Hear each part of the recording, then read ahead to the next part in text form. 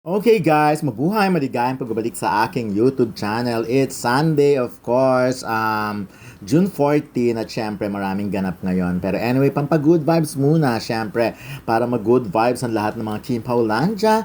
Eto nga ang paandar ni Kim Chu sa kanyang social media. But anyways, kahapon nga Saturday ginanap ang Grand Finals ng TNT or tawag ng tanghalan sa It's Showtime.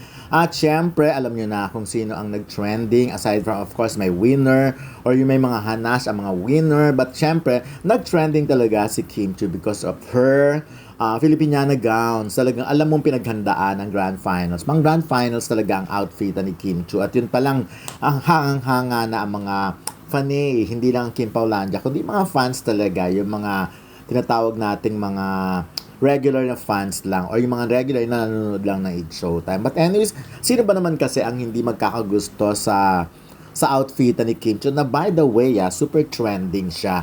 Sa dami nga ng ganap, yun nga katulad ng sinabi ko na nag-trending siya at talagang makikita nyo naman, eto, ini-screen grab ko yan para wala kayong para may pruweba, may resibo. Kim Chu dazzles in Filipiniana gowns at tawag ng tanghalan finals. Sa X yan, nasabi, during Saturday's grand finals of the long-running singing contest on its Showtime, Kim Chu hosted in two stunning Filipiniana gowns, one white with butterfly sleeves and pearl details, then a bold red-white with a flowing train. So nakita naman natin yun, ang bongga-bongga.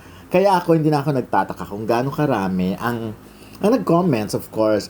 Lagi naman gano'n eh. Kaya talaga mo, sabi nga nila, crown na lang talaga ang kulang kay Kim Chu. Pang beauty queen na pang beauty queen. Kaya syempre, hindi naman yun ang niya, ang pat niya talaga. Ang pat niya ay magpaligaya. But of course, eto rin yung video, latest video ni Kim Chu sa Instagram na pinost niya, na ang lakas din maka-good vibes, diba? Alam nyo, very effective talaga siyang negosyante. No? Isang post lang, talaga ang dami agad ang nagkaka-interest. No? Of course, mababasa mo agad sa IG, sa comments, kung yung mga gusto nilang dayuhin na agad yung product na yan at bilhin na agad yung product na yan. Si Kim na parang si Kim Chu si Chris Aquino nung araw. Si Chris Aquino, lagi kong minimension siya kasi naaalala ko, hindi nang gagaling kay Chris yung mga chika.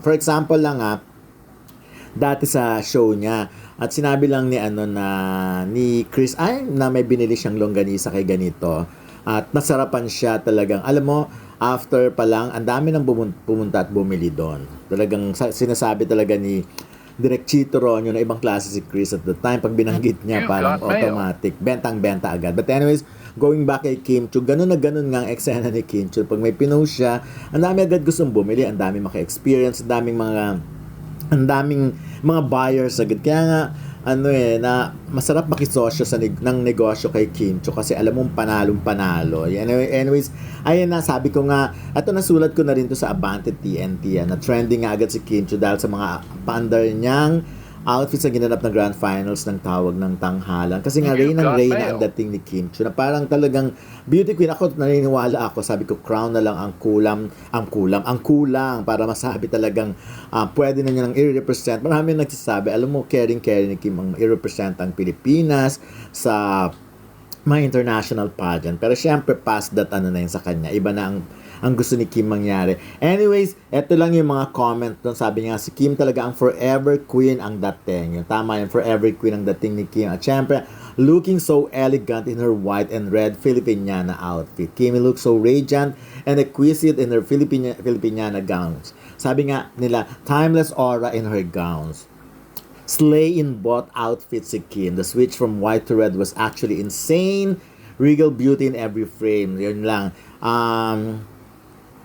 Kaya kaya ang daming na nagpepeg ng kung ano yung susuotin ni kung ano yung OOTD ni Kim, ang dami. Kaya nga 'di ba yung niya, yung bazaar niya, talagang sinugod, dinumog kasi effective talaga siya. Yung pag sinuot niya, alam mong gugustuhin mong magkaroon ng ganon. Kaya lang syempre, iba ang frame ni Kim, iba ang frame ng karamihan na babae sa atin. So, siya talaga very skinny. Skinny si Kimi, yung ganon. Tapos, very sexy. Kita mo sa shoulder pa lang niya and all that. So, anyways, ayun na, I'm sure marami na naman ang nasasabik sa makita ang Kim Pao si Kim and Paolo Avellino. Kaya lang syempre, at this point mga 12:47 itong habang chumichika ako sa inyo, wala pa talaga. Kung ano man, mga promo, plug pa lang yung mga kita natin. But of course, marami naman nagsasabi, marami ang nagdedebate, marami ang nagtatalo, na kung saan na ba talaga umuwi itong dalawang ito, si Kim at si Paolo. Pero ako, again, mas nandun kasi ako doon sa laging sinasabi ni Kim Chiu noon na gusto niya talaga yung parang yung the traditional na kasal na bago yung mga whatever. But anyways, ayun na, bonggang-bongga. So, ang lakas maka-good vibes. Pero sabi ko nga sa inyo, isa sa kinabibiliban ko talaga. Ang dami-daming ganap nung Saturday. Ang daming eksena. Pero kita nyo naman, nakikipag-agawan talaga si Kim Chiu. Lagi siya dun sa top na nagte-trending at talagang ang pinag-uusapan natutumbok talaga ng X or ng dating Twitter kung ano yung mga topic, yung ano yung mga gusto, kung ano yung bakit pinag-uusapan. Of course, because of the ano na rin yan, yung pagiging active ng Kim Paulancia. Kasi nga naman bawat ganap, bawat chika ni Kim Chiu, bawat suot niya, tinitweet, may mga nagtitweet na sa X, diba? Or pinopost pa na ba? Yun na palang term ngayon. Pinopost. So, yun. Kaya hindi ako nagtataka na always laging nasa consciousness natin si Kim. At sana nga, patuloy lang siyang magbigay ng kaligayahan, especially sa mga senior citizen of friends natin, yung mga lalim mga kaibigan natin abroad. At yung mga hindi pa naman senior, like si Malu ng Japan, of course, si Adelita Sokgang, si Madam Yolanda Tan, at yung mga bago kong friends, nakakatuwa, no? Talaga ngayon pa lang, nakikita ko na ang kanilang mga comments. Natutuwa sila. Of course, si Madam Jocelyn Tobias ng Japan, natuwan-tuwa din. At syempre sino pa? Si Madam C. Ayan, si Madam Cynthia, si Madam Luisa Magante. Marami pang nasa abroad. Sa susunod na vlog ko na lang i-mention, syempre. Hindi kakasya dito sa 7 minutes na vlog natin or 8 minutes na vlog natin. But for now, i-enjoy na lang muna nating lahat ito. At syempre, manood kayo MWF Monday, Wednesday, and Friday ng aaminin 10 to 11 a.m. sa DWA Arbante Radio. Yung mga Kim Pao dyan, medyo kung nagko-cool down tayo ngayon. But which is okay lang naman kasi marami naman pinagkakabalan, marami naman kasing ganap, lalo't pasukan na rin, lalo't tag-ulan na rin. Pero sana nga maibalik yung init talaga at sana may paayuda uli ang dalawa.